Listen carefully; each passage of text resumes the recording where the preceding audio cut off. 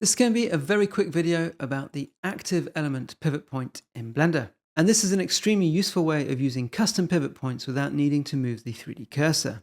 So I'll quickly show you how it works. I'm going to select this cube and tab into edit mode. And making sure that my pivot point is set to active element, I'm going to switch to edges mode and let's just select this edge.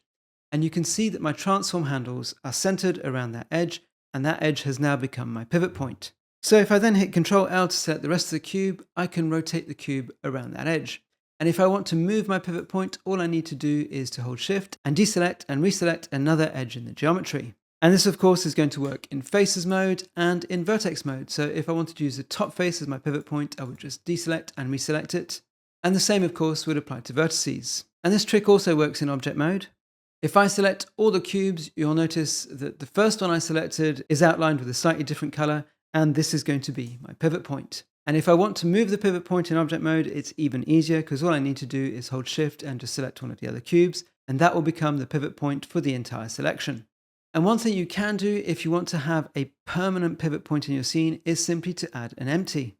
So if I hit Shift A and drop an empty into the scene, let's just move it to the side. And holding Shift, I'll select the rest of the cubes, but you can see that my transform handles are still centered around the empty. So if I switch back to the rotation tool, I can leave that in the scene as a permanent pivot point.